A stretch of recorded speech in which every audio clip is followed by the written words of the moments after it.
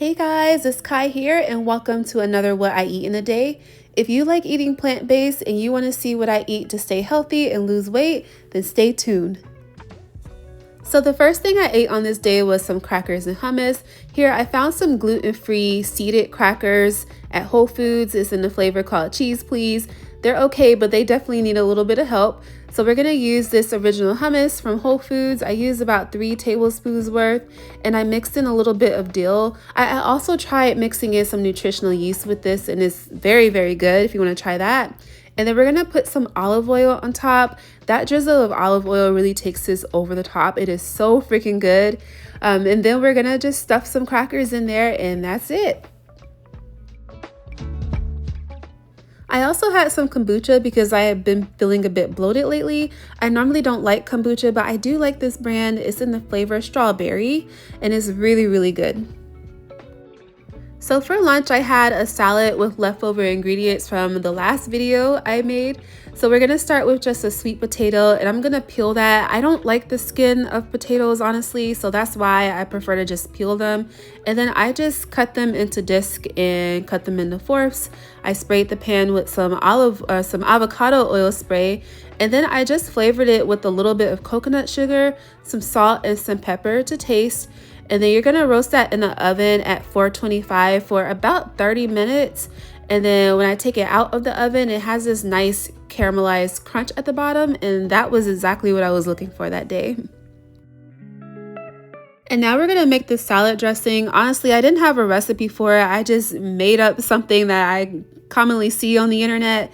But I put about 2 teaspoons of almond butter, about a tablespoon of coconut aminos, salt, and some lime, and I thinned it out with water, and that gave me the texture I was looking for. And then I added some quinoa to my salad bowl. I had some leftover carrots that I chopped up into strips, and then also some bell peppers.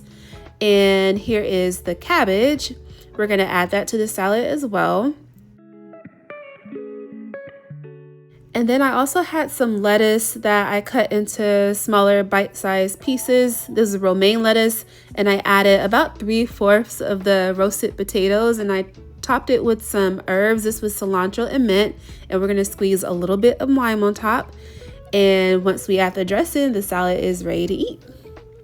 One thing I forgot to show, which I forgot in the last video too, is that you do need to add salt to this to balance out the flavors. Other than that, it was perfect.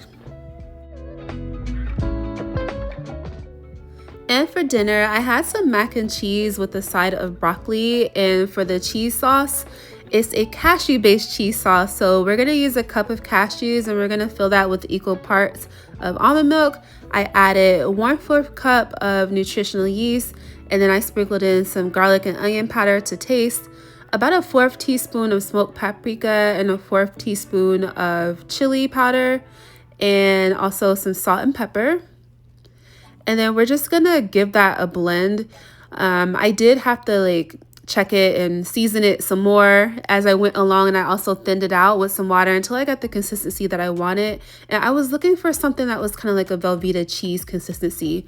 So this is the pasta that I use. It's lentil pasta. The only ingredient in there is lentils. That's it. And you want to cook it to package instructions. If you overcook this, the pasta will start to unravel and get mushy. And here's the broccoli that I use. We're gonna have that on the side. I just steamed that on the stove with some water and I seasoned it later. So now that the pasta is cooked and the cheese sauce is done, we're just gonna put that back in the pot and mix it. And I added in just a little bit of turmeric for color and it made it look perfect. I think I also seasoned it with some more salt and pepper in the end. And here's the broccoli. I'm just showing you that I'm seasoning it with some salt to taste and some Trader Joe's Gingada seasoning. That was all it needed, and now it's time to plate. I did use a small plate, so don't be fooled by how big the portions look. They're actually not that big. But yeah, that was it. It was so quick to make. Like by the time I was done mixing the cheese sauce, the pasta was still boiling. So that's how quick and easy it is to make. And I can't believe I accidentally made this taste so good. I just came up with the recipe on the spot and it was amazing. I would definitely do this over and over and over again.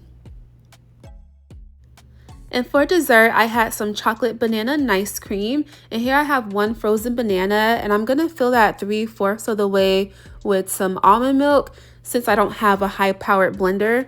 And I'm gonna add just a little bit of vanilla bean paste, 1 tablespoon of coconut sugar, and then 2 heaping spoonfuls of cacao powder. And I'm just gonna blend that. I did have to stop halfway through and shake the blender because the banana got stuck in the blade. But that amount of milk was just enough to get it to blend smoothly. And this is the texture that I was going for. It's a little looser than soft serve ice cream, but to me it kind of tastes like a Wendy's Frosty. So I'm gonna top that with some raw almond slices to give it a nice crunch. And yeah, that's it. Super duper easy, very, very delicious. And that's it for this video. If you like recipes like these, please like, comment, subscribe, and I will see you next week.